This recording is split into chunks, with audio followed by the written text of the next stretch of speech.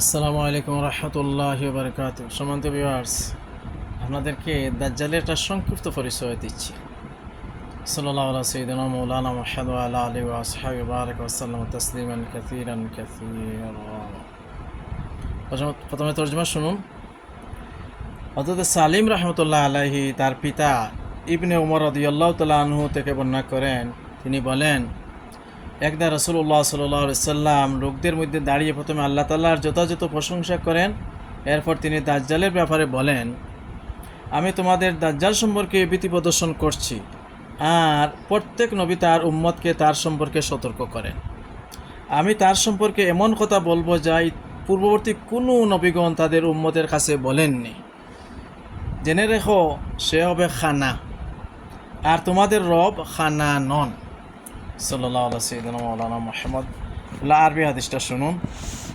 আবু দাউদ শরীফের হাদিস নম্বর হচ্ছে 4757 নম্বর হাদিস। حدثنا مخلد بن خالد حدثنا عبد الرزاق حدثنا معمر عن الزهري عن سالم عن أبيه رضي الله تعالى عنهم قال قام رسول الله صلى الله عليه وسلم في الناس فأثنى على الله بما هو أهله فذكر الدجال فقال إني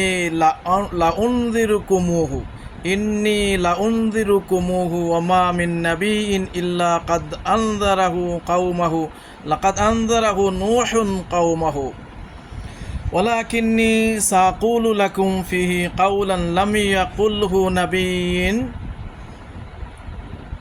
يقله نبي لقومه تعلمون أنه أعور وأن الله ليس بأعور।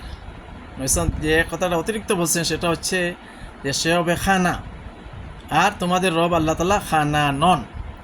সাল্লাল্লাহু আলা সাইয়্যিদিনা মাওলানা মুহাম্মদ ওয়া আলা আলিহি ওয়া আসহাবিহি ওয়া বারাক ওয়া সাল্লামা তাসলিমান কাসীরান কাসীরা। আসসালামু আলাইকুম ওয়া রাহমাতুল্লাহি ওয়া বারাকাতুহু।